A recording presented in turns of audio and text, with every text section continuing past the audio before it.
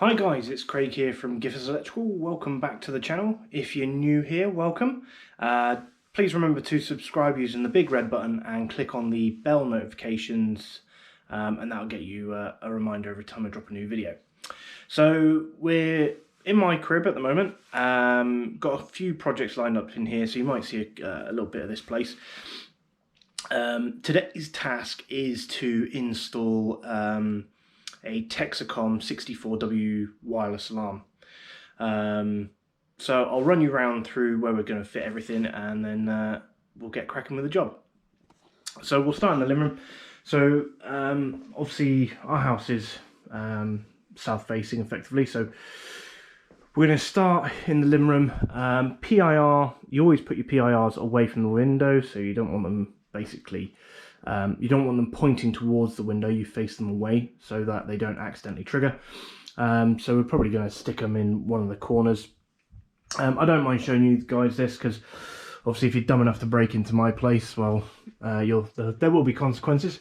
Front door, we've got obviously door sensor going on, and then we'll probably have the door sensor, another PIR, and then upstairs, just off the landing, will be another PIR. So this entranceway will be covered.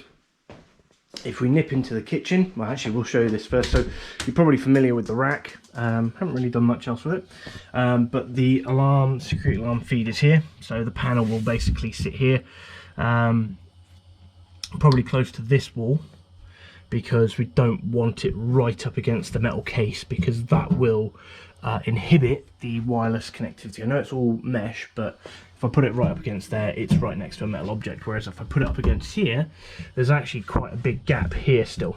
So there it is, just down in its box there. If we go into the kitchen, so again, PIR somewhere in here. A little bit trickier in here because obviously boiler's in that corner there, and we've got a cupboard there, so it can't go. It can go on the wall potentially, but it's a bit of a pain. So I just need to think around that. In this corner, so again, no PIR, but we've got the sensor, door contact sensor will go on here, and then that'll cover this door.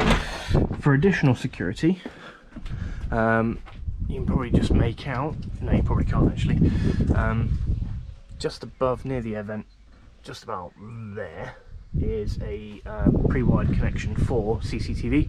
So we've got Hikvision ColorVu cameras going in, one at the back, and that will literally point towards the fence really. So we've got it down low enough so it doesn't intrude on the client, on the neighbours, but it will cover the back garden, and it will cover that fence because we've got an alleyway that leads up to our shed. So that'll cover the back garden. And then if I take you out front, what we've got going out front is, so spin you around again. So alarm, siren will go probably just above here, top there, because what we've got here, again, you probably can't make it out, but just where the downpipe comes down and before the curve, you've got a camera feed at the top there. So what we'll be doing is putting in another ColorVu camera up the top there, and that's basically to look down on the van. So the van gets parked out the front. CCTV will then obviously cover the van. We've got the Ring doorbell as well with their plan. So in the NVR, we'll have enough storage for rolling 30-day recording. It's a pretty quiet area where I live, so I doubt anybody's gonna try anything, but just in case, yeah, we'll have it. Okay guys, so this is the Texecom Premier Elite 64W wireless alarm system. It has a total of 32 onboard wireless zones, which can be expanded up to 64, hence the name. It does have some hardwired facilities as well, you know, if you want to do a hybrid system. All made in the UK, which is fantastic. It's pretty plastic free for the most part. Everything kind of comes in the cardboard boxes. You've got batteries. So the base kit, so this is the kit 002. Comes with the main control unit, 3 PIRs, 5 proximity tags, keypad, cable and micro door contact. And then your optional extras are, so you need an alarm cover, siren cover, so that's that. You need a battery backup as well. Hello, sweetie. And then a couple of additional items I purchased were the Texecom Connect, so that allows me to make the alarm usable with the app. And I also got an additional door contact. And the beauty of these is you can just add more and more to your system. So you can get your base kit, you can then add another PIR, you can add you know, whatever you want, another keypad, etc, etc. So yeah, Texecom also have their own branding team, so I literally sent them my logo and they have produced it on their own inserts. So you basically pay for the inserts and then they slot into the alarm panels, the siren covers themselves. So yeah, so every alarm siren that's fitted, I've gone for the white and blue, but they do a black and blue, a red and white, and so they do loads of different colours. But the base kit, what you need really to do an install is the base kit, battery backup, and your siren cover, and that's pretty much it. And then everything else is an optional extra. So obviously I've shown you where everything's going to go, so I'll get this set up and we'll start getting the install done. Okay guys, so panels in, along with the SmartCom unit. So basically we've got feed in, goes to the fuse spur for the alarm panel, which is switched at the fuse board. And then the SmartCom connects to port 1 and port 2 of the unit. So that literally goes there. This has capability for both Wi-Fi and Ethernet. Obviously with the rack being right here, we've literally just taken a feed through, come through the back as per usual, and then this is our SmartCom feed, again tagged up S22 for port 20, so switch port number 22, and it's obviously the SmartCom device, so that's up on there. So what I can now do is put the cover back on this, and then we'll get going with putting everything up. I'm not time-lapsing anything because of, really you don't need to see me in putting the equipment up, but obviously what I'll show you is how to configure it. So the keypad itself is wireless enabled as well, so that is now set up so that what I'll do is I'll go and position all the devices, and then as we need to activate them within the menu, within the menu, I'm not going to do it now because obviously I don't want you seeing the code, but within the menu you go into learn devices, so when we're ready at that point I'll show you how to do that. All right, okay guys, so I'm not sure how well you'll see this. So when you're in the panel, when you put your engineer's code in, one of the menus is learn ricochet. So when you're on that screen, you actually press the tick button and it'll say learn device zone 10. So zone 9 is the start of the devices, and you can see I've already used zone 9, which is for my keypad. It's always the first thing I set up so I can walk around and do it. So we're going to set up zone 10, and in this case we're going to set up our sounder first. Obviously everybody does it different ways, so literally going to learn zone 10, yes, power up device, so that then goes into here. Oh. And you get like 20 seconds to get it set up. So that will now learn. There we go. Audible confirmation of both the panel and the alarm panel itself, and that has confirmed that that should have paired. So we'll just wait for that to finish, and then what we can do is actually I'll get it mounted on the wall. So what you'll see is now we don't have zone 10, we've only got zone 11 to 40. So that's now set up. The confirmation beeps, like I said, that confirms that it is working. So I'm going to get this linked up and put it on the wall rather, and then I can carry on with the rest. Okay guys, I'm going to try and do this one-handed. Well actually, if I put the unit here, so we've got it ready to learn, okay, and there's our first contact, right? So I'm just going to put it into learn. We're going to learn device 11, or zone 11 rather. So yes, that gives me 20 seconds. Press and hold the button, until it starts flashing, if I recall. There we go, gone green. So once it's gone green, it'll learn. And that's it for the door contacts. Nice and straightforward on those. The other devices, even easier. So try and do this one without having to get the ladders. Nope, I'll have to get the ladders. So we'll do the other door contact. So kids are having dinner. Say hi, kids. Right, so next door contact. Again, we're now going to do device 12. Learn. And then again, same again. Press and hold the button. You'll get a red light to start with, which you probably can't see. About 5 to 10 seconds. And then you can let go. It'll go green. And you'll hear the beep. And then that's the device learn. The PIRs are even easier. So actually what we can do in here is we've got the PIR up there. If I get the old ladders out. Right. So the PIRs are even easier. All you do, again on your keypad, we're going to come out that one. We are going to learn, no, we don't want to do that. No. Right, so we're going to go, if I press menu, right, learn ricochet. We want device 13. So I will put it into learn. So it's now saying power up device.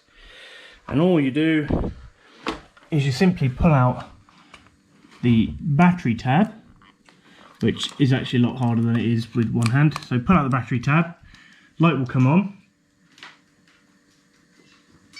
There we go. So even easier on the PIRs. So that's now learned on device 13. So I'll be able to pop that cover on and we're ready to learn. Oh no. Okay, it didn't learn device 13. Interesting. Right, let's put that into learn. We will take the battery out. And we'll insert it back in. So it should then begin to learn. There we go. So that should have now learned. Just wait for the additional confirmation beeps. Yeah, so now we can learn device 14. So I'll go through, do the other PIRs, and then that's this system setup, and we can do some configuration on, we got to do the SmartCom configuration, and then some configuration on the Wintex software. So I'll catch you in a bit. Okay guys, so I'm just programming in a second user. So you basically put in your passcode, and then you can then set up what zones you want the user to be able to activate. So in this case, if I have 4 zones, or 4 areas rather, A, B, C, D, you can have more areas, so you can segregate downstairs, upstairs, back room, front room, all that kind of stuff. So we'll just do A, B, C, D. Standard is, user type is standard because they don't need to have master. You can just cycle through these options. These options are also in Wintex, which you'll have a bit better information on later. So we then put the name in. Oh yes, so you always have to press X to start the edit, and then we can start. So pop in my wife's name.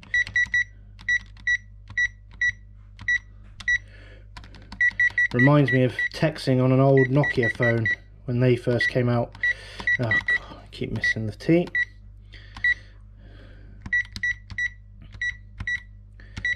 So put the name in, press the tick to confirm. So username is now obviously Kirsten. We're going to add a tag as well. And then, sorry about the kids screaming in the background, present the tag. That should then pair, he says.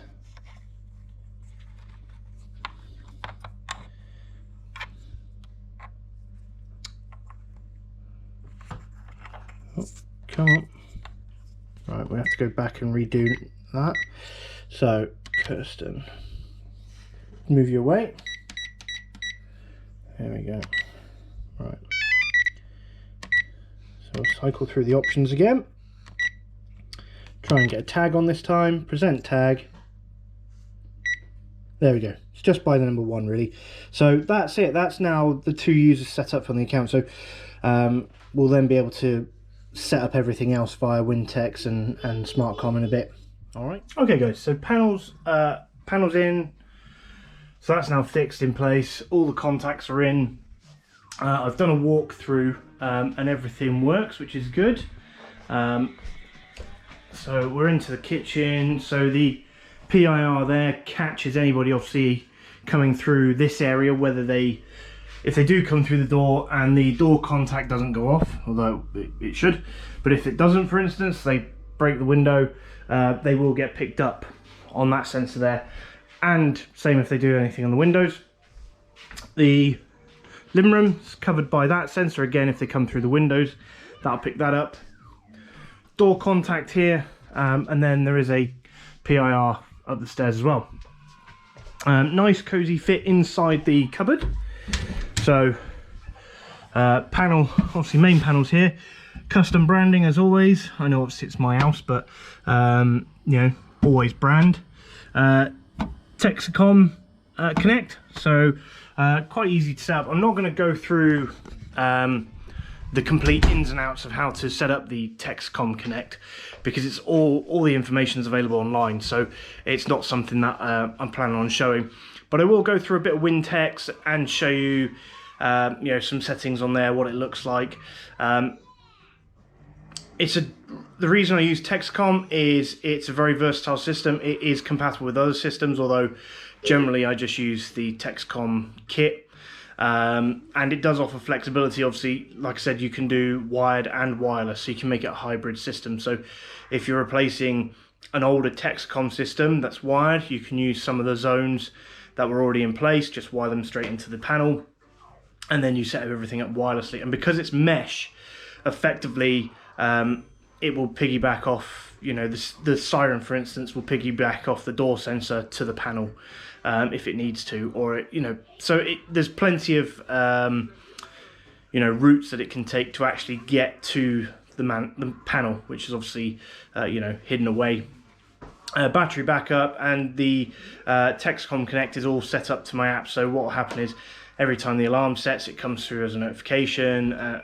So, but vice versa, you know, I can set it or disarm it on the app as well. So that's it for this part. What I'll do is I'll get you set up and show you the Wintex, just so you can see what it looks like, and then we'll get into the CCTV install. All right, guys. Okay, guys. So this is Wintex.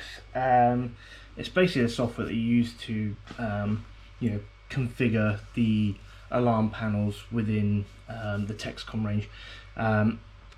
Basically, this is my own panel that we're connecting to. I've already configured it, so I'm just going to show you a couple of the things that you do, but try and avoid any personal information, because obviously this isn't how I normally like to connect, view stuff, but record stuff, sorry. So once you add an account to the system, you can connect using various different options. Obviously, I've got the SmartCom unit, so obviously you can see I get a, I don't know how well you can see this from here because it's a bit small, but basically we're now connected to the unit. So if I wanted to open up my zones, for instance, double click that. Now what we have here are all my zones. So zone 1 to 8 are the hardwired zones, and then 9 to, basically you know, you just keep going, but 9 to 40 are currently the wireless zones. Okay, so what we've got here, so if we go into zone number 9, that is my panel. So that is the control panel. 10 is the siren, and then front door, we've got obviously the front door contact, back door, you know, PIRs. So, you know, obviously you've seen from the video, you know, it's a simple system, but it covers all the entrances into the property.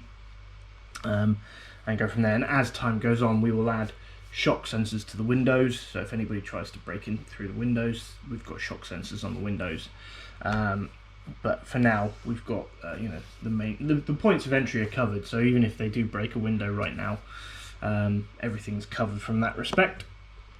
One thing that is good to show you is obviously within global, you've got your standard minutes and stuff, but if you go into system text, banner message, this is one that's really good. So you basically can name everything, so there's no point obviously having the default messages, because obviously nobody, you know, just says call ARC center and stuff like that, whereas you can personalize it to your business if that's what you do. So obviously I've updated, it's my alarm, every alarm I do, it's all call GIF elect for reset system, call GIF elect. The banner message, which is what's displayed on the keypad, and I'll show you that in a minute, that is obviously, you have a certain amount of characters, so you can't have a lot, but it's GIF elect LTD. So yeah, that's where we're at. Anything you do within here, obviously you can set holiday dates and stuff like that, control timers, configuration options, all the usual bits and pieces within there. You can change out, you can make outputs, so it does custom triggers. If you have a smoke cloak, you can set the alarm so that when, basically you can set your output so when the alarm is triggered, obviously the smoke cloak goes as well.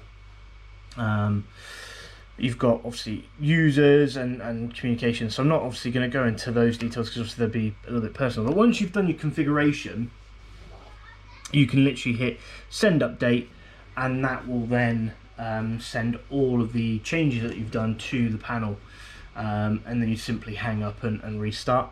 One of the other nice things I like about this software is if you download WinText, but if you also download Ricochet software with it as well, and you click on that, once you're in the panel and you click on that, what will happen is it will open up your Ricochet network, and it will basically give you, so all of my devices connect directly to the panel, the main panel, whereas, you know, if you had, you know, if a sensor was particularly far away, it may jump from one sensor to another sensor and then to the panel. But as you can see, all mine jump to the panel, and it's all green, so there's no issues there. But I can click on these and it'll tell me if there's any issues.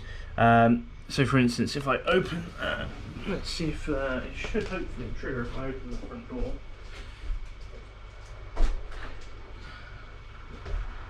See if we've got anything. It might say it's active. Yeah, so there we go. So obviously it's noticed that the front door is open. You can see number 14 is triggering, which is, that's because my kids are upstairs. So yeah, so you know, we've got, yeah, so contact, basically because it's a contact, as soon as I shut that,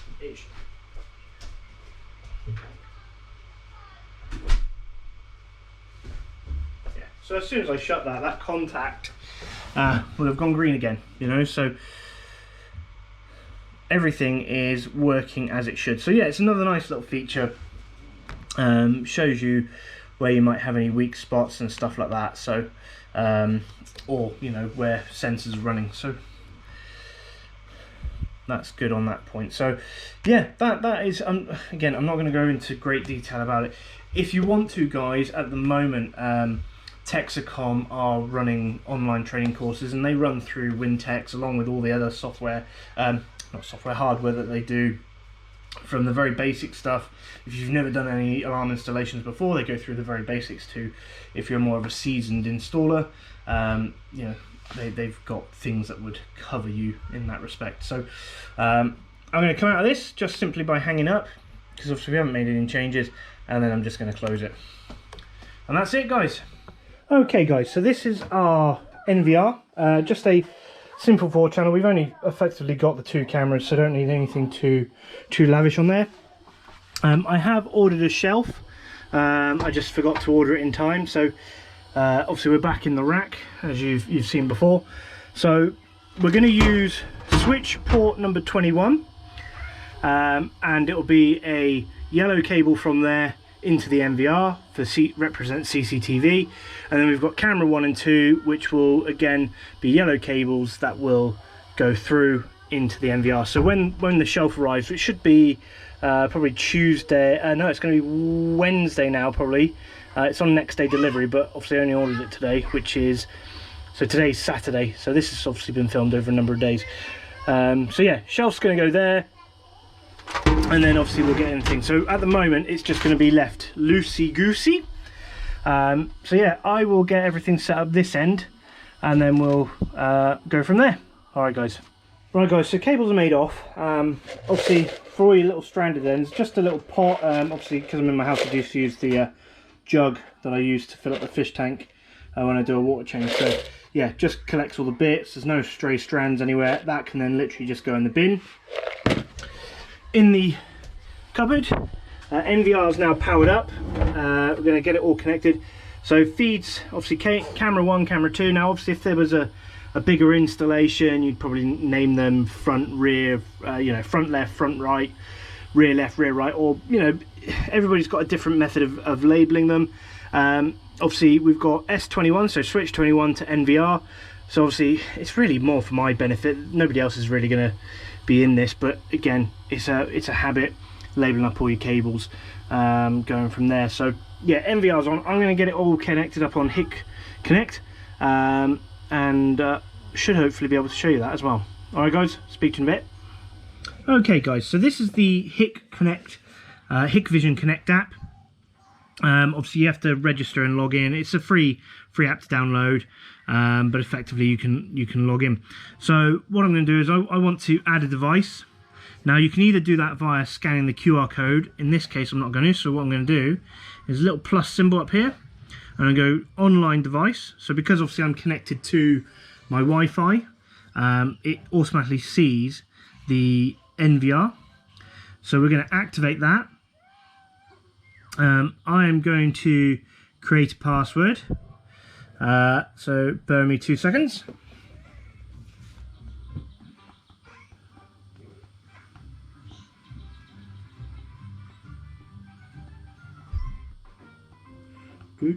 Almost done guys.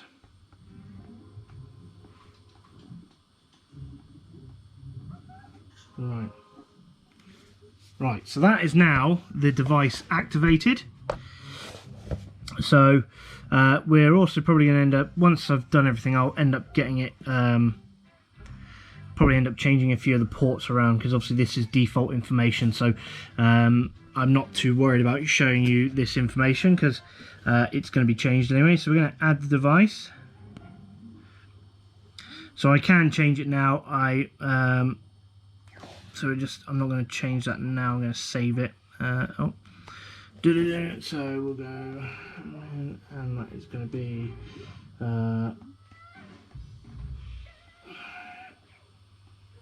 putting in the login details again.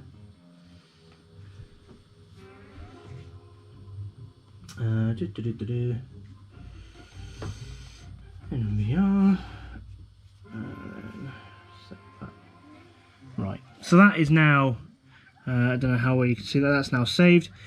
So it's been added. So if I then go into devices, click on the NVR, there we go. So actually all the cameras need adjusting. So this is camera 1, camera 2 doesn't appear to be on there at the moment. All right, there we go, there's camera 2. So obviously we've got my ladders in the way, and we do need to do a bit of adjustment, so that's fine. Okay guys, so we're logged in on the NVR, and basically Hikvision is a bit behind the times in that you have to use Internet Explorer. You cannot use one of the latest browsers like Firefox or Chrome or even Edge. What you can do is, obviously Microsoft still have Internet Explorer embedded into their Windows 10 operating system. You can also get something called IE Tab for Google Chrome, which will simulate basically Internet Explorer. So it makes it, what you often get is you'll get an error message when you try and view the live streams normally, which says live view failed, and that's because it resorts to wanting to use Internet Explorer.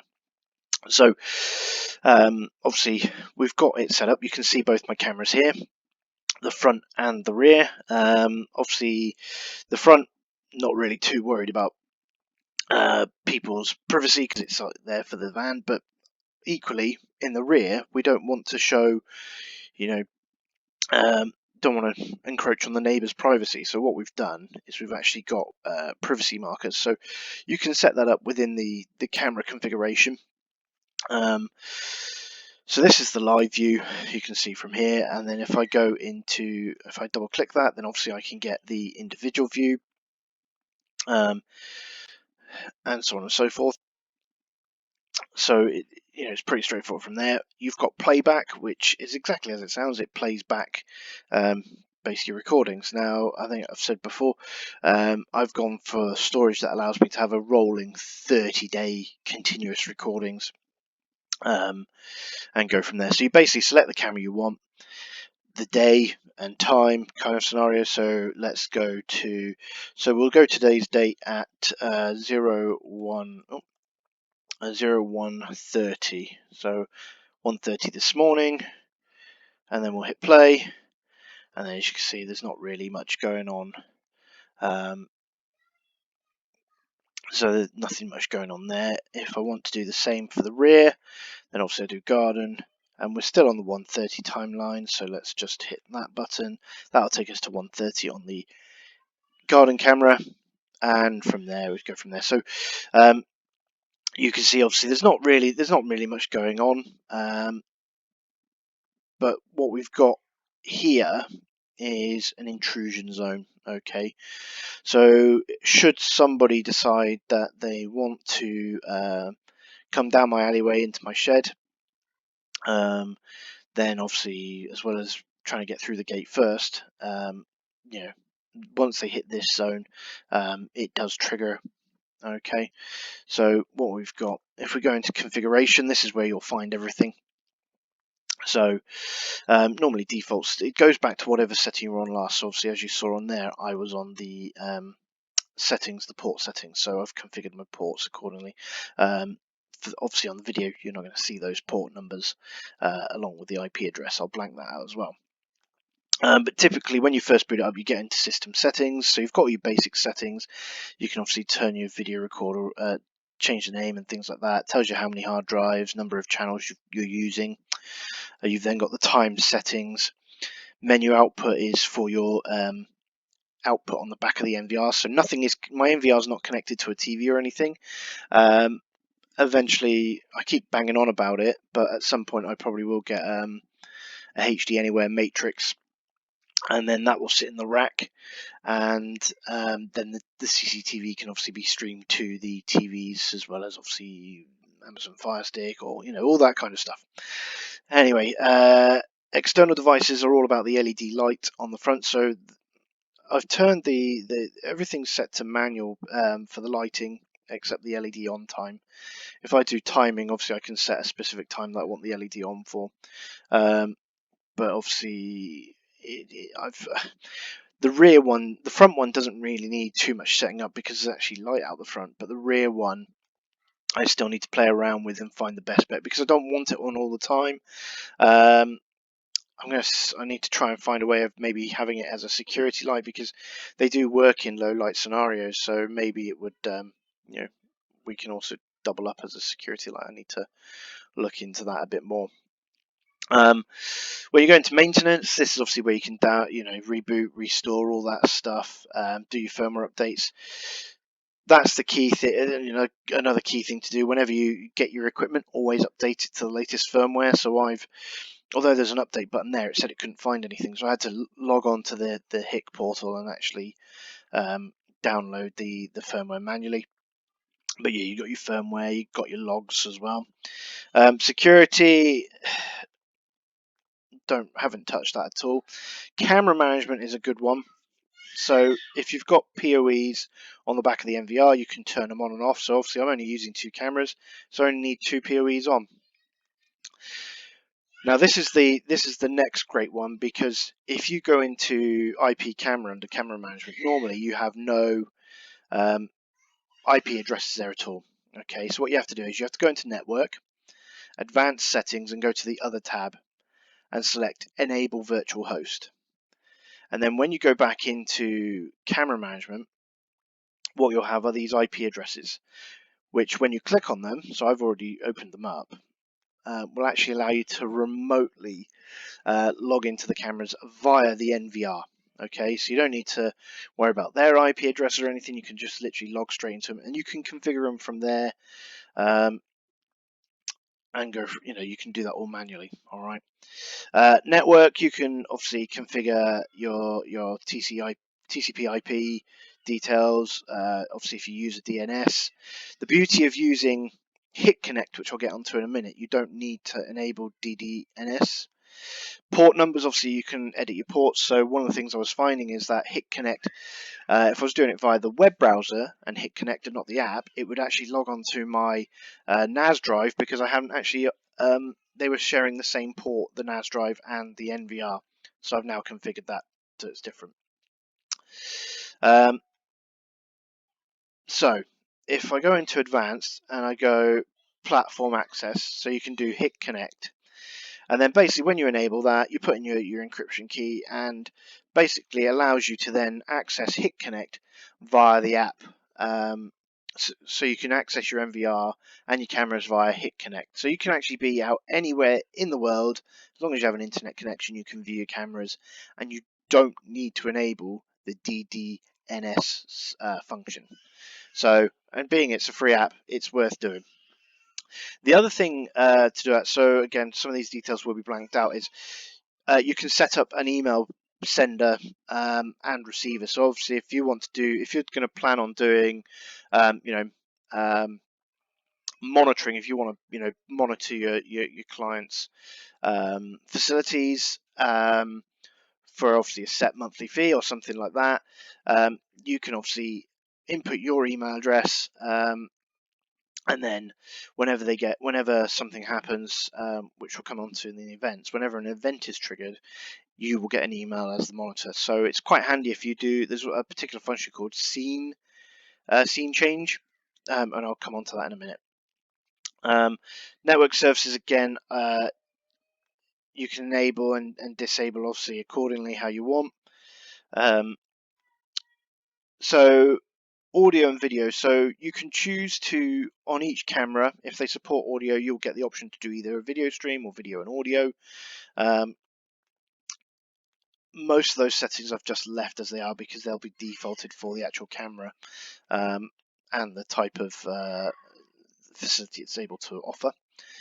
Within your image, so there's a little bit, so there are things that you can do on the NVR, and there are things that you can do on the camera itself. So you sometimes you have to do a bit of playing on both. So you'll see that I've only got very limited information on camera 1 when I'm on the NVR. So I've got image adjustment and backlight settings. But if I go into the camera, camera 1 and I go into image, you should see that there I've got a lot more information. So I can do image adjustments, I can do it from obviously scheduled or auto switch. So a lot more tweaking you can do within the camera itself. Both cameras have, both the NVR and the cameras have the on-screen display settings, so you can alter those whether you're in the NVR or the camera. And then you've got privacy mask as well. So this effectively we have enabled through, if I go back into configuration of the NVR privacy mask, and what we want to do is we go into camera 2 and we've enabled privacy mask. You basically draw boxes. That's simply it. So the camera's not up really high on this, because obviously I wanted it on the back wall. I wanted to keep it low down as possible, but still be in a position where you physically have to get a ladder out in order to adjust it. But what that does, it does create an overlap so we can see the neighbors. So with the privacy mask, you just draw your boxes, and then obviously that blocks that off. Just remember to save it. Now the other thing is when you go into event, you've got basic event and smart event. These are all on as default. I haven't actually turned these on, so the motion detection. Again, I don't need motion detection on. So we save that. We've got obviously various inputs, outputs, that kind of scenario. Okay. The one that I use at the moment is intrusion detection, which is on the second camera. The front camera really doesn't have anything on it, and you'll notice that some options aren't available. So when you click on them, it'll say the camera does not support the function. So the NVR supports it, but the camera doesn't. So often you need both the camera and the NVR in order to get certain functions working. But if I go into intrusion detection and I go into my rear camera, you see I've got that little yellow box just there near the fence line, which basically covers anybody being in there, and it's set for somebody being in. So somebody has to actually be in there for 3 seconds at this point in time. So the idea is I don't necessarily want it to trigger when my kids are playing or anything like that, but there is another thing that I can do to edit that, and the sensitivity is also reduced quite low down. So if it was at 100%, it would trigger every time somebody was in there. But if I go into arming schedule, now it's set 24 hours a day, 7 days a week. But for instance, I could, go on to Monday, and I could drag, so we want it from, let's say, from 6 p.m. till midnight. So it only arms between 6 p.m. and midnight on the Monday. So from